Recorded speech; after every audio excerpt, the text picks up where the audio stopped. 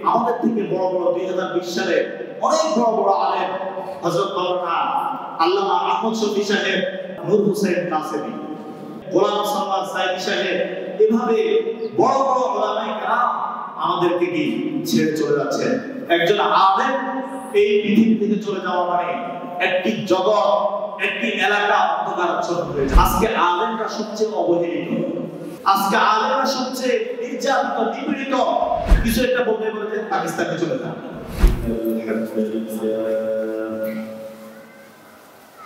إن الحمد لله الأكرم الذي خلق الإنسان وكرمه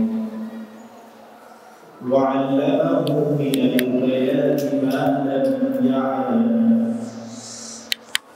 فسبحان الذي لا يحصى امتنانه على اللسان ولا بالقلم ونشهد أن لا إله إلا الله وحده لا شريك له ونشهد أن سيدنا وسندنا وحبيبنا وطبيبنا وطبيب قلوبنا وطبيب أرواحنا ومولانا محمدا عبد الله ورسوله صلى الله عليه وعلى آله وأصحابه وسلم تسليما كثيرا كثيرا.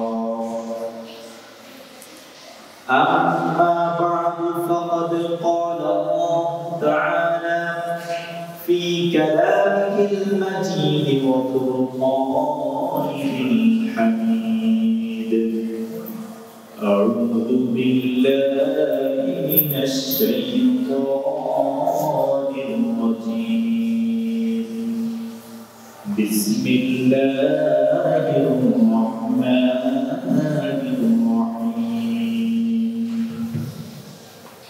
قل إن الموت الذي تفرون منه فإنه ملاقيكم ثم تردون إلى عالم الغيب والشهادة فينبئكم بما كنتم تعلمون.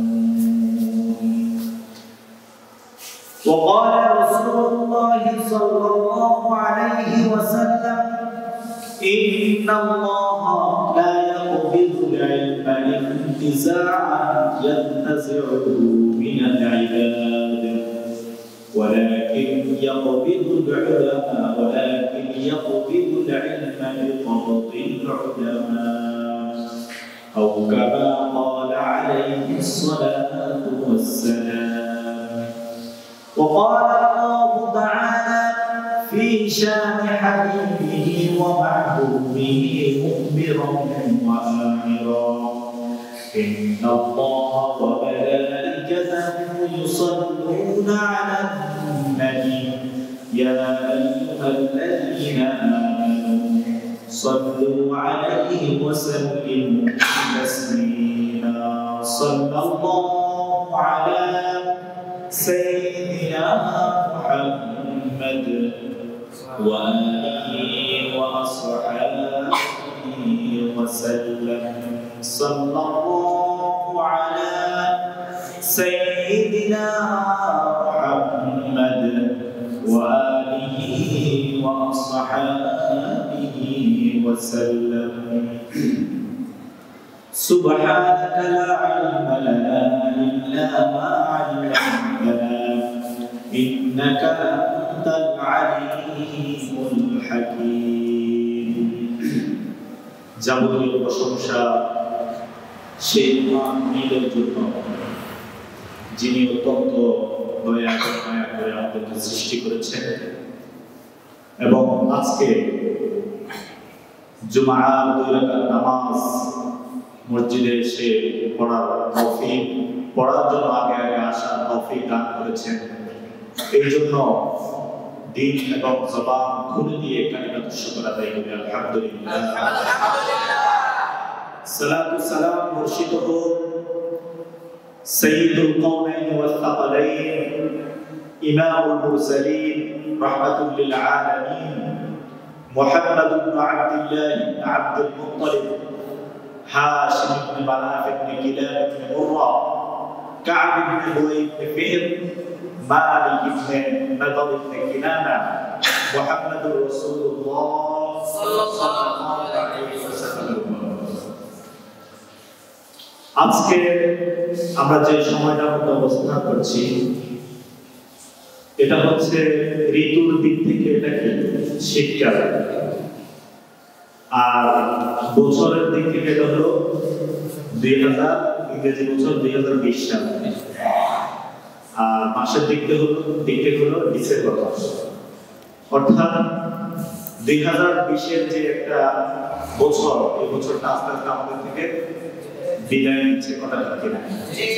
মানে আমাদের হায়াত থেকে একটি বছর অতিক্রান্ত হয়ে যাচ্ছে।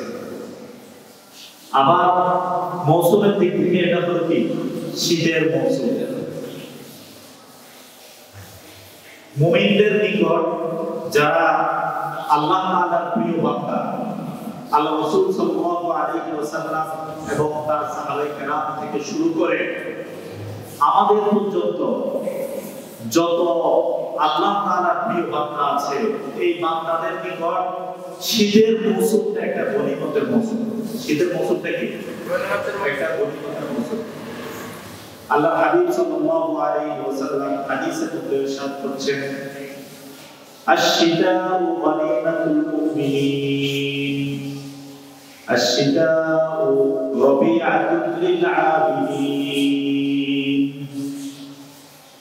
শীতের যে মৌসুমটা আছে, শীতকালীন যে আবহাওয়াটা আছে, শীতকালীন দিনের যে পরিধি এবং রাতের যে পরিধি, এই সময়টা আবেদদের জন্য, মুমিনদের জন্য একটা গনিমত, একটা বসন্তকাল।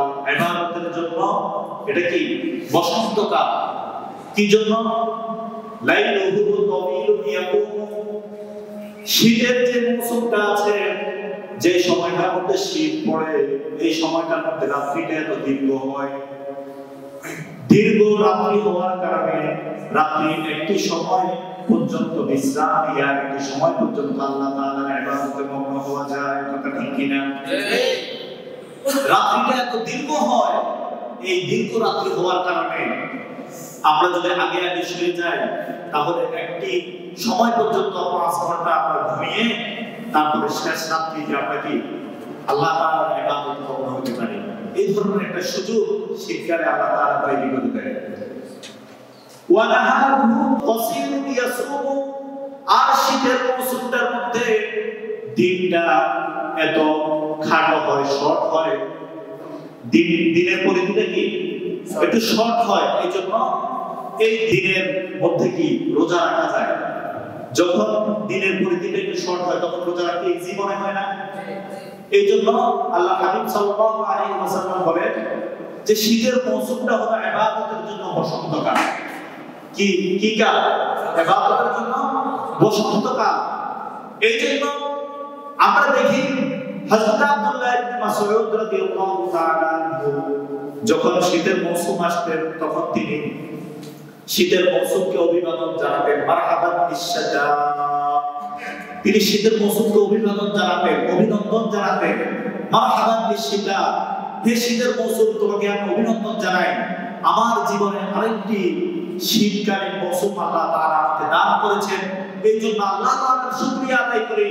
কারণ এই শীতের মৌসুমে ইবাদত করাটা অত্যন্ত আরামদায়ক, অত্যন্ত মজার। সুবহানাল্লাহ। কারণ এই শীতের মৌসুমের মধ্যে আপনি যখন রাত্রিকালে আপনি যখন দাঁড়িয়ে যাবেন আল্লাহ সুবহানাহু ওয়া তাআলার সামনে ঠান্ডা পানি দিয়ে, মানুষ যখন রাত্রিবেলা গভীর ঘুমে মগ্ন, মানুষ যখন কি গভীর ঘুমে মগ্ন, সেই অবস্থায় আপনি আল্লাহ তাআলার সামনে দাঁড়িয়ে গেলেন, আর ওখানে আল্লাহ তাআলার প্রিয় বান্দা হয়ে যাবেন। সুবহানাল্লাহ। হযরত রাসূল সাল্লাল্লাহু আলাইহি ওয়াসাল্লাম মক্কা থেকে যখন মদিনায় আসলেন, মদিনায় আসার পরে স্বাভাবিকত মদিনাবাসী রাসূলের জন্য অপেক্ষমান, প্রতিদিন কুবা নামক প্রান্তরে গিয়ে রাসূলের অপেক্ষায় থাকতেন, সকালে গিয়ে অপেক্ষায় থাকতেন, মাগরিবের সময় ফিরে আসতেন। একদিন তারা দেখতেছেন যে রাসূল আসতেছেন। রাসূল যখন মদিনায় আসলেন, সমস্ত মদিনাবাসী চাতক পাখি আল্লাহর হাবিব সাল্লাল্লাহু আলাইহি ওয়াসাল্লামের দিকে তাকিয়ে আছেন। আল্লাহর হাবিব সাল্লাল্লাহু আলাইহি ওয়াসাল্লাম, আজকে মনে করেন আপনাদের এলাকায় যখন কোন বিশেষ ব্যক্তি আসে যাদের অপেক্ষায় আপনারা অপেক্ষমান, সেই ব্যক্তিটা যখন এসে এই এলাকাতে একটি ভাষণ দিবেন, সেই ভাষণটা শোনার জন্য সবাই অধীর আগ্রহে থাকবে না? আর সেই ভাষণটা কি কোনো যেন তেন ভাষণ হবে? অবশ্যই সেই ভাষণটার মধ্যে তাৎপর্য নিহিত থাকবে। আল্লাহর হাবিব সাল্লাল্লাহু আলাইহি ওয়াসাল্লাম মদিনায় এসে একটি ভাষণ দিলেন। সেই ভাষণটা হযরত আব্দুল্লাহ ইবনে সালাম তিনি ভাষণটা বর্ণনা করেছেন। আল্লাহর হাবিব সাল্লাল্লাহু আলাইহি ওয়াসাল্লাম মদিনায় এসে মদিনাবাসীকে চারটি বিষয়ের কথা বললেন। আল্লাহর হাবিব বলেন, আফশুস সালাম ওয়া আতিউত তুআম ওয়াসিলুল আরহাম সাল্লু বিল লাইলি ওয়ান নাসু নিয়াম তাদখুলুল জান্নাতা বিসালাম। সুবহানাল্লাহ। আল্লাহর হাবিব মদিনাবাসীকে মদিনায় এসে মদিনাবাসীকে সর্বপ্রথম যে ভাষণটি দিয়েছেন সেটি হলো, হে মদিনাবাসী, তোমরা ব্যাপক হারে সালামের প্রচলন ঘটাও। ওয়া আতিউত তুআম, মানুষদেরকে আহার করাও, মানুষদেরকে খাদ্য দান করো। অসহায় দুস্থ যে মানুষ আছে তাদেরকে তোমরা বেশি বেশি আহার দান করো, খাদ্য দান করো। ওয়াসিলুল আরহাম, আত্মীয়তার বন্ধন ঠিক রাখো। তাদখুলুল জান্নাহ ওয়া সাল্লু বিল লাইলি ওয়ান নাসু নিয়াম, আর মানুষ যখন গভীর ঘুমে মগ্ন থাকে সেই সময়টার মধ্যে কি তোমরা নামাজ পড়ো, অর্থাৎ কিয়ামুল লাইল, তাহাজ্জুদের নামাজ। রাত্রি যখন গভীর ঘুমে সমস্ত পৃথিবী কুল মাখলুক যখন গভীর ঘুমে আচ্ছন্ন থাকে, তখন আল্লাহর প্রিয় বান্দারা রাত্রিবেলা আল্লাহ তাআলার নৈকট্য অর্জনের জন্য রাত্রিবেলা নামাজে দাঁড়িয়ে যায়। সেই নামাজটা আল্লাহ তাআলার কাছে কত প্রিয়, সেই নামাজটা কি অত্যন্ত প্রিয়। এই জন্য আল্লাহ হাবিব সাল্লাল্লাহু আলাইহি ওয়াসাল্লাম বলেছেন, সাল্লু বিল লাইলি ওয়ান নাসু নিয়াম, তোমরা তো পাঁচ ওয়াক্ত নামাজ তো তোমরা পড়বেই, কিন্তু আল্লাহ তাআলার সাথে সম্পর্ক বাড়ানোর জন্য, আল্লাহ তাআলার সাথে সম্পর্কে গভীরতা সৃষ্টির জন্য তোমরা রাত্রিবেলা দাঁড়িয়ে যাও। তাদখুলুল জান্নাহ, আরেকটি শীতের মৌসুম আল্লাহ তাআলা আমাদেরকে দান করবেন কিনা জানি না, কথা ঠিক কিনা। কারণ এই যে গত কিছুদিন আগে করোনার যে মহামারী, এই মহামারীতে আমরা দেখেছি মৃত্যুর মিছিল। আমাদের কত আত্মীয় স্বজন, কত বন্ধু বান্ধব আমাদেরকে ছেড়ে চলে গেছে। শুধুমাত্র মহামারী নয়, মৃত্যু কখন আগে আমরা কেউই জানি না। আপনি দেখেন এই যে 2020 সালে আপনি বাংলাদেশ সহ সারা পৃথিবীর মধ্যে বড় বড় ওলামায়ে কেরাম, বড় বড় আলেম পৃথিবী এই দুনিয়া থেকে চলে গেছে। এই যে বিষয়টা কি আমাদের জন্য একটা অশনি সংকেত না? বড় বড় ওলামায়ে কেরাম সব ঘটনা আপনি যে পথে নিন না কেন, সমস্ত ঘটনা বড় বড় ওলামায়ে কেরাম একজন করে আমাদেরকে ছেড়ে চলে গেছে। গত সপ্তাহ, এই সপ্তাহ একজন বড় আলেম নূর হোসেন কাসেমী, তিনি হেফাজতুল ইসলামের মহাসচিব ছিলেন। অনেক দায়িত্ব ছিল তার, বিভিন্ন রাজনৈতিক দায়িত্ব ছিল, মাদ্রাসা ছিল অনেক। তারপরে এইভাবে জাতির একজন বিশাল রাহবার ছিলেন, তিনিও আমাদের থেকে ছেড়ে চলে গেছে। এই জন্য আল্লাহ হাবিব সাল্লাল্লাহু আলাইহি ওয়াসাল্লাম বলেন, মাউতুল আলিম কামাউতুল আলিম, কামাউতুল আলিম, একজন আলেমের মৃত্যু যেন একটি জগতের মৃত্যু। একজন আলেমের মৃত্যু মানে কি? একটি জগতের মৃত্যু। আল্লাহ হাবিব সাল্লাল্লাহু আলাইহি ওয়াসাল্লাম আরেকটি হাদিসের মধ্যে বলছেন, ইন্নাল্লাহা লা ইয়াকবিদুল ইলমা ইন্তিসাআন ইয়ান্তাজিউহু মিনাল ইলাম। আল্লাহ সুবহানাহু ওয়া তাআলা আসমানি যে ইলমটা আছে, আসমানি যে জ্ঞানটা আছে, কোরআন হাদিসের যে জ্ঞানটা আছে, এই জ্ঞানটা কিয়ামতের আগে হঠাৎ একসাথে পুরো জ্ঞানটা তুলে নিবে এমন হবে না। আল্লাহ তাআলা কিভাবে কোরআনের জ্ঞানটা তুলে নেবেন? আল্লাহ সুবহানাহু ওয়া তাআলা প্রথমে বড় বড় আলেমদেরকে আল্লাহ সুবহানাহু ওয়া তাআলা কি এই দুনিয়া থেকে আস্তে আস্তে তুলে নিয়ে যাবেন। বড় বড় আলেমরা যখন চলে যাবে তখন আস্তে আস্তে এই পৃথিবীটা এই দুনিয়াটা জ্ঞান শূন্য হয়ে যাবে। বলেন আলহামদুলিল্লাহ। আল্লাহ তাআলা আমাদেরকে ওই অবস্থা আসার আগে আল্লাহ তাআলা আমাদেরকে ঈমানের সহিত যাওয়ার তৌফিক দান করুন। কারণ ওই অবস্থাটা অত্যন্ত ভয়াবহ অবস্থা। আজকে আমরা দেখতেছি যে ওই সময়টার মধ্যে আমরা কেন চলে আসছি। ইউমিনুর রাজুলু ইউসবিহুর রাজুলু মুমিনান ওয়া ইউমসি কাফিরা। আল্লাহ হাবিব সাল্লাল্লাহু আলাইহি ওয়াসাল্লাম বলেন, মুমিন সকালে ঈমান আনবে, সন্ধ্যায় ঈমান হারা হয়ে যাবে। নাউযুবিল্লাহ। সন্ধ্যায় ঈমান আনবে, আবার সকাল আস্তে আস্তে ঈমান হারা হয়ে যাবে। এমন একটি মুহূর্ত, এমন একটি সময় কিয়ামতের আগে আসবে। ওই সময়টার মধ্যে আমরা কেন আস্তে আস্তে চলে আসতেছি।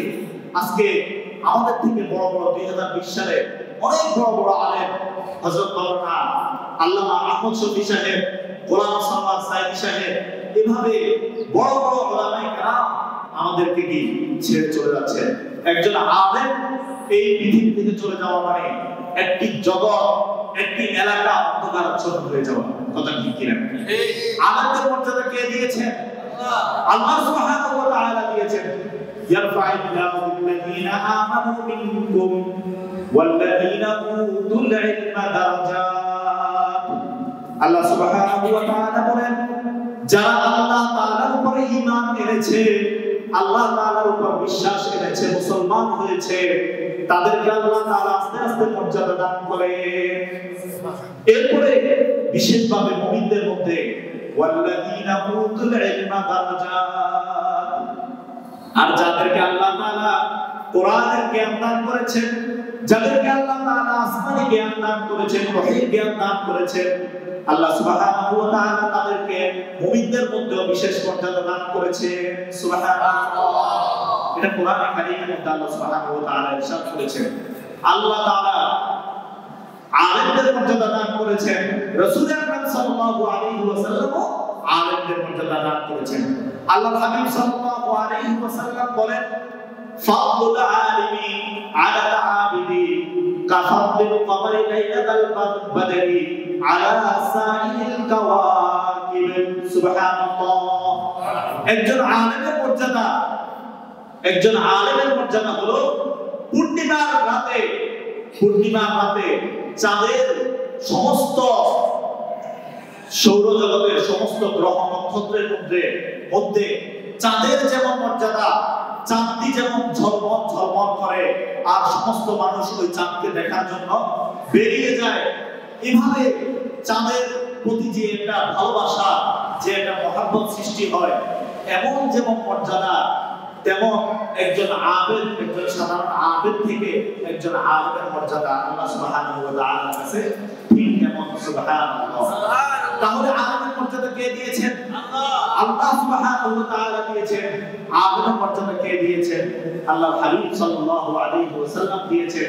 কিন্তু আজকে আমরা বর্তমানে যে সমাজের মধ্যে অবস্থান করছি, এই সমাজের মধ্যে আজকে আলেমরা সবচেয়ে অবহেলিত, আজকে আলেমরা সবচেয়ে নির্যাতিত, নিপীড়িত। আজকে আলেমদেরকে মানুষ যেভাবে ইচ্ছা সেভাবে আলেমদের ব্যাপারে মন্তব্য করে, আলেমদেরকে কি বলে? ধর্ম ব্যবসায়ী, কাঠমোল্লা, তারপরে এইভাবে যে যা পারে সেভাবে কি আলেমদেরকে আজকে তারা তুচ্ছ-তাচ্ছিল্য করে। কিন্তু আল্লাহ সুবহানাহু ওয়া তাআলা আলেমদেরকে মর্যাদা দান করেছেন। আজকে আমাদের সমাজের মধ্যে আমরা স্বাভাবিকত আমরা টাকা দিয়ে আলেমদের মর্যাদা দিতে পারি না। আপনি চিন্তা করেন, এই যে আজকে এই শহরের মধ্যে আপনি আপনার বাড়ির দামানকে কত টাকা দেন? ন্যূনতম 10,000 টাকা দেন। আপনার বাড়ির দামানকে কত টাকা পারিশ্রমিক দেন? ন্যূনতম 10,000 টাকা পারিশ্রমিক দেন, 15,000 টাকা পারিশ্রমিক দেন। দামান হলো সমাজের একবারে মানে শ্রমের দিক থেকে একবারে নিম্ন লেভেলে। তাদেরকেও আপনি 10,000 15,000 টাকা পারিশ্রমিক দেন। কিন্তু আজকে আপনি চিন্তা করেন আপনার এলাকার মসজিদের ইমাম সাহেব কত টাকা পারিশ্রমিক দেন? 5,000 টাকা পারিশ্রমিক দেন, 7,000 টাকা পারিশ্রমিক দেন। এরপরেও আলেমরা ধর্ম ব্যবসায়ী হয়ে গেল, এরপরেও আলেমরা ঘোড়া হয়ে গেল, আলেমদেরকে আপনি তুচ্ছ তাচ্ছিল্য করবেন। আজকে একজন ভদ্রলোক ঢাকা দক্ষিণ সিটির মেয়র তাপস সাহেব, 2 দিন আগে একটি ভিডিও ভাইরাল হয়েছে। তিনি তুচ্ছ তাচ্ছিল্য করে আলেমদেরকে তিনি তুচ্ছ তাচ্ছিল্য করতেছেন। আমরা তাকে অত্যন্ত ভদ্র জানতাম, অত্যন্ত এলিট শ্রেণীর মানুষ জানতাম, কিন্তু তিনি এমন ভাবে আলেমদের ব্যাপারে বলতেছেন যে আপনার মানে আমি ঘরে আরবি শিখেছি, আপনাদেরকে তো পিটাইয়া আরবি শেখানো হয়েছে, তাহলে আমার মর্যাদা বেশি না আপনাদের মর্যাদা বেশি? তিনি আলেমদের থেকে তার মর্যাদা বেশি এটা বোঝানোর জন্য তিনি বলতেছেন আমি ঘরে আরবি শিখছি আর আপনারা মাদ্রাসায় আরবি শিখছেন, তাহলে আমার মর্যাদা বেশি না আপনার মর্যাদা বেশি? অথচ তিনি কিন্তু আলেম হন নাই। কোন মাদ্রাসাতে আলিয়া মাদ্রাসা হোক, কওমি মাদ্রাসা হোক, যেখানে হোক, কোন মাদ্রাসা তিনি শেষ করেন নাই, কিন্তু তিনি ওই আলিফ বা তা তা শিখে কোরআন শরীফটা কোন রকম তিনি রিডিং করে তিনি নিজেকে আলেম দাবি করতেছেন এবং আলেমদের থেকে তার মর্যাদা বেশি তিনি এটা দাবি করতেছেন, আর আলেমদেরকে কি তুচ্ছ তাচ্ছিল্য করতেছেন। সমস্ত মানুষ আজকে যারা সমাজের মধ্যে নেতৃত্ব দিচ্ছে, এমপি হোক মন্ত্রী হোক, তারা একটা জায়গায় গিয়েছে, কথা ঠিক কিনা? তাদেরকে আমরা সম্মান করি, যথেষ্ট রেসপেক্ট করি, কিন্তু তারাও এই জিনিসটা লক্ষ্য করা উচিত যে আজকে আমাদের সমাজের মধ্যে সাধারণ মানুষ আলেমদেরকে সম্মান করে, কথা ঠিক কিনা? আলেমদের মর্যাদা তারা বুঝে। এই জন্য আপনাদেরকে কাছে আমি অনুরোধ করব, আপনারা তুচ্ছ তাচ্ছিল্য করে আপনারা যাচ্ছে তাই কথা বলে সাধারণ মানুষ থেকে আপনারা দূরে সরবেন না। আজকে প্রধানমন্ত্রী, মাননীয় প্রধানমন্ত্রী তিনি বুঝেছেন আলেমদের মর্যাদা। এই জন্য গত কিছুদিন আগে যখন সারা বাংলাদেশে আলেমদের বিরুদ্ধে যখন মিছিল করা হচ্ছিল, তখন তিনি মাননীয় স্বরাষ্ট্রমন্ত্রীকে আলেমদের সাথে বৈঠক করার জন্য পাঠিয়েছেন। যে আলেমদের দাবি দাওয়া কি, মানুষের সাথে যখন বৈঠক করা হয়, মানুষের দাবি দাওয়া গুলো যখন সরাসরি শোনা হয়, তখন আসলে যে বিষয়টা আসলে মানমুখী অবস্থান যেটা দেখা যায়, সেই জিনিসটা কি আস্তে আস্তে কমে যায়, কথা ঠিক কিনা? বাংলাদেশে মিডিয়াগুলো তারা চায় যে সরকারের সাথে প্রশাসনের সাথে আলেমদেরকে কি মুখোমুখি করে দাঁড় করাবে। তারা আলেমদেরকে কখনো যুদ্ধ অপরাধী বানিয়ে দেয়, আলেমদেরকে কখনো মুক্তিযুদ্ধের বিরোধী বানিয়ে দেয়, কখনো প্রগতিশীলতার বিরুদ্ধে বানিয়ে দেয়। আসলে আলেমরা আসলে প্রগতিশীলতার বিরুদ্ধে না, আলেমরা মুক্তিযুদ্ধের বিরুদ্ধে না। মুক্তিযুদ্ধে শত শত উলামায়ে কেরাম মুক্তিযুদ্ধে অংশগ্রহণ করেছেন। আপনি দেখবেন শাকির হোসেন শিবলি সাহেবের একটি বই আছে, চেপে রাখা ইতিহাস আলেম মুক্তিযোদ্ধার খুঁজে। তিনি সারা বাংলাদেশে চষে বেরিয়ে শত শত উলামায়ে কেরাম যারা মুক্তিযুদ্ধে অংশগ্রহণ করেছেন তাদের সাক্ষাৎকার নিয়েছেন। ওই এলাকায় যে আলেম মুক্তিযুদ্ধে অংশগ্রহণ করেছেন, এলাকার সবাই জানে তিনি যে মুক্তিযুদ্ধে অংশগ্রহণ করেছেন। এভাবে আমরা উলামায়ে কেরাম মুক্তিযুদ্ধ নিয়ে কখনো ব্যবসা করি নাই। এই জন্য আমরা যারা মুক্তিযুদ্ধে অংশগ্রহণ করেছে তারা মুক্তিযুদ্ধের স্বীকৃতি পাওয়ার জন্য তারা কখনো কি উঠে পড়ে লাগে না। এই জন্য এই ইতিহাসগুলো চাপা পড়ে গেছে। মুক্তিযুদ্ধে সর্বস্তর, আমি বলবো না শুধু আলেমরাই অংশগ্রহণ করেছে, বাংলাদেশের সর্বস্তরের উলামায়ে কেরাম, সর্বস্তরের মানুষ, একবারে খেটে খাওয়া মানুষ থেকে শুরু করে সমাজের উচ্চ পর্যায় পর্যন্ত সমস্ত মানুষ মুক্তিযুদ্ধে কি যে যার মতো, কেউ শ্রম দিয়ে, কেউ মেধা দিয়ে, কেউ মাঠে ময়দানে অংশগ্রহণ করেছে। আজকে একটা শ্রেণী তারা আলেমদেরকে কি মুক্তিযুদ্ধ বিরোধী বানিয়ে দিয়েছে।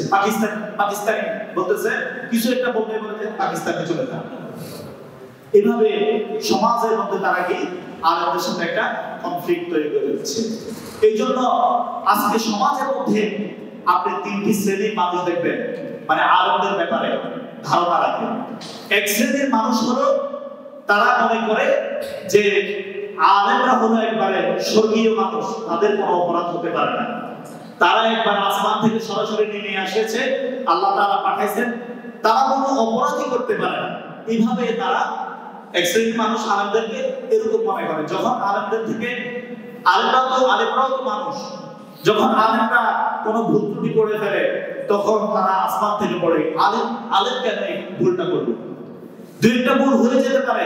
সমাজ যখন নষ্ট হয়ে যায় তখন সমাজের যে কোনো শ্রেণী থেকে কি দুই একটা ভুল, দুই একটা অপরাধ চলে আসতে পারে, কিন্তু সামগ্রিকভাবে আপনি যখন দেখবেন যে অধিকাংশ আলেমই কি ভালো, ভীরু, মুত্তাকি, আল্লাহ ভীরু। আর আরেক শ্রেণীর মানুষ আছে, তারা আলেমদেরকে পাত্তাই দিবে না, তারা আলেমদেরকে সমাজের কোনো অংশই মনে করে না। আলেমদেরকে মনে করে যে ভিন্ন হয়ে মানুষ, তারা আমাদের সমাজের কোনো অংশ না। আলেমদের পড়াশোনার কোনো স্বীকৃতি দিতে তারা রাজি নেই, আলেমদেরকে সমাজের অংশ হিসেবে স্বীকৃতি দিতে রাজি নেই। এরাও কট্টরপন্থী। আর দ্বিতীয় আরেকটি শ্রেণী, তারা হলো মধ্যপন্থী। তারা আলেমদেরকে কি সমাজের অংশ মনে করে, আলেমদেরকে সম্মান দেয়, আলেমদের যেই ভালো কাজ সেই ভালো কাজেরও প্রশংসা করে। আর আলেমদের যেই কোনো আলেম যদি নিন্দা করে, কোনো আলেম যদি খারাপ কাজ করে, তখন সেই খারাপ কাজের দায়ভার সেই আলেমের উপরে দেয়, কোনো পুরা আলেম শ্রেণীর উপর তারা কি এই খারাপ কাজের দায়ভার চাপায় না। কথা ঠিক কিনা? এই তিন শ্রেণীর মানুষ আজকে আমাদের সমাজের মধ্যে আছে। তো আজকে বলতে চাইছিলাম যে আলেমদের মর্যাদা। আল্লাহ হাবিব সাল্লাল্লাহু আলাইহি ওয়াসাল্লাম বলেন, ইন্নাল্লাহা লা ইয়াকবিদুল ইলমা ইনতিজাআন ইয়ানতাজিউহু মিনাল ইবাদ। আল্লাহ সুবহানাহু ওয়া তাআলা আসমানে যে ইলমটা আছে, এই ইলমটা পুরো ইলম একসাথে উঠিয়ে দিবেন এমন হবে না। আলেমদের মৃত্যুবরণ করার মাধ্যমে আসমানে ইলমটা আস্তে আস্তে উঠতে শুরু করবে। এরপরে সমাজের মধ্যে সাধারণ মানুষ তারা জাহেলদেরকে নেতা মানবে। হাদিসের মধ্যে আসছে, ইয়াত্তাকিদুন নাসা রুআসা আল-জুহালা। সমাজের যে মানুষরা তারা জাহেলদেরকে নেতা মানবে, সেই জাহেলদের কাছে তারা সমাজের বিভিন্ন যে সমস্যাগুলো, সেই সমস্যাগুলোর সমাধান তারা জাহেলদের কাছে চাইবে। আর ওই জাহেলরা তারা কি এলেম ছাড়া তারা এই সমাজের এই সমস্যাগুলোর সমাধান দিবে। তারা নিজেরাও পথভ্রষ্ট হবে, আর মানুষদেরকেও তারা কি এভাবে আস্তে আস্তে পথভ্রষ্টতা দিয়ে নিয়ে যাবে। নাউযুবিল্লাহি মিন যালিক। আল্লাহ সুবহানাহু ওয়া তাআলা ওই অবস্থাটা আসার পূর্বে আল্লাহ তাআলা আমাদেরকে ঈমানের সহিত এই দুনিয়া থেকে যাওয়ার তৌফিক দান করুন। আলেমরা আপনাদের একবারে গুরুত্বপূর্ণ বিষয়, আপনাদের ঈমান নিয়ে চিন্তিত। আলেমরা আজকে বলা হয় যে আলেমরা এটা নিয়ে কথা বলে না, ওইটা নিয়ে কথা বলে না। যখন কথা বলে তখন বলে যে আপনারা মসজিদ মাদ্রাসা নিয়ে থাকেন, আপনারা এগুলো নিয়ে কেন কথা বলতে আসেন। আর মানে এক একভাবে আলেমরা এটা করলেও দোষ, ওটা করলেও দোষ। কথা ঠিক কিনা? যখন আলেমরা সমাজ সংস্কার নিয়ে কথা বলে, অর্থনীতি নিয়ে কথা বলে, রাজনীতি নিয়ে কথা বলে, তখন বলে যে আপনারা এগুলো নিয়ে কেন কথা বলতেছেন, আপনারা মসজিদ মাদ্রাসা নিয়ে থাকেন। আর যখন এগুলো নিয়ে কথা বলে না, তখন বলে যে সমাজে আপনারা কি এটা নিয়ে কেন কথা বলতেছেন না। আরে ভাই, প্রত্যেকটা সেক্টরের কি আলাদা আলাদা লোক আছে। সবাই যদি সব বিষয় নিয়ে কথা বলে তাহলে কেমনে হবে? সমাজের মধ্যে কি বিশৃঙ্খলার সৃষ্টি হবে। অর্থনীতির জন্য আলাদা লোক আছে, রাজনীতির জন্য আলাদা লোক আছে। কথা ঠিক কিনা? আজকে ইউনিভার্সিটির মধ্যে দেখেন, কলেজ ইউনিভার্সিটির মধ্যে প্রত্যেকটা সাবজেক্টের জন্য আলাদা আলাদা ডিপার্টমেন্ট আছে, প্রত্যেকটা সাবজেক্টের জন্য আলাদা আলাদা কি ফ্যাকাল্টি আছে। যদি সব মানুষ সব বিষয় নিয়ে কথা বলা শুরু করে তখন সমাজের মধ্যে বিশৃঙ্খলা সৃষ্টি হবে না? এই জন্য উলামায়ে কেরাম আপনার জীবনের, মুসলমানদের জীবনের সবচেয়ে গুরুত্বপূর্ণ বিষয় কি? ঈমান। সবচেয়ে গুরুত্বপূর্ণ বিষয় কি? ঈমান। এই জন্য উলামায়ে কেরাম মুসলমানদের ঈমান নিয়ে কাজ করে। মুসলমানরা যাতে ঈমান হারা না হয়, মুসলমানরা যাতে আল্লাহমুখী হয়, মুসলমানরা যাতে দ্বীনমুখী হয়, সেই বিষয়টা নিয়ে উলামায়ে কেরাম চিন্তিত। এই জন্য দেখবেন যে মসজিদের মধ্যে, মাদ্রাসার মধ্যে উলামায়ে কেরাম এটা নিয়ে ব্যস্ত থাকে। আপনার যদি ঈমান হারা হয়ে যান তাহলে আপনার মুসলমানের এই জীবনের কোনো মূল্য নাই। টাকা টাকা পয়সা ধন করে ফলাফল নাই। আল্লাহ সুবহানাহু ওয়া তাআলা বলেন ইয়াওমা লা ইয়ানফাউ মালুন ওয়ালা বানুন, কিয়ামতের ময়দানে আপনার সন্তান সন্ততি, আপনার ধন সম্পদ এগুলো কোনো কাজে আসবে না। ইল্লা মান আতাল্লাহা বিকলবিন সালিম, যে ব্যক্তি কলবে সালিম দিয়ে মুমিন হয়ে অন্তরে ঈমান নিয়ে আল্লাহ সুবহানাহু ওয়া তাআলার সামনে হাজির হবে, তার ইল্লা আতাল্লাহা বিকলবিন সালিম, তার মর্যাদা আল্লাহ তাআলার কাছে থাকবে। আর কোন বিধর্মী ঈমানহীন কোন অমুসলিমের মর্যাদা আল্লাহ সুবহানাহু ওয়া তাআলার কাছে থাকবে না। এইজন্য প্রিয় ভাইরা আমার, সময় বিভিন্ন বেফাস কথাবার্তা বলে ফেলি, এই কথাবার্তাগুলোর মাধ্যমে আমার ঈমানের মধ্যে খলল সৃষ্টি হয়, আমার ঈমানের মধ্যে কমতি চলে আসে, কখনো কখনো ঈমান হারাও হয়ে যায়। এইজন্য আমরা বুঝে শুনে আমরা হিসাব নিকাশ করে কথা বলবো। এইজন্য আল্লাহ রাসূল আকরাম সাল্লাল্লাহু আলাইহি ওয়াসাল্লাম বলেন হাসিবু ক্বাবলা আন তুহাসাবু, হিসাবের মুখোমুখি হওয়ার আগে, কিয়ামতের ময়দানে, মৃত্যু পরবর্তী জীবনে হিসাবের মুখোমুখি হওয়ার আগে প্রতিদিন অন্তত একবার করে তুমি নিজের হিসাব নাও যে আমি আজকে কি করেছি, আমি আজকে কতটুকু ভালো কাজ করেছি, পরকালের জন্য কি করেছি, আল্লাহ সুবহানাহু ওয়া তাআলার সাথে সম্পর্ক সৃষ্টির জন্য কি করেছি। হাসিবু ক্বাবলা আন তুহাসাবু, তোমরা কিয়ামতের ময়দানে সেই ভয়াবহ মুহূর্তে হিসাবের মুখোমুখি হওয়ার আগে অন্তত নিজের হিসাবটা আগে করে নাও। আল্লাহ সুবহানাহু ওয়া তাআলা যেই কথাগুলো বলেছে আমাকে এবং সবাইকে এই কথাগুলো অনুযায়ী আমল করার তৌফিক দান করুন। আসসালামু আলাইকুম ওয়া রাহমাতুল্লাহি ওয়া বারাকাতুহু।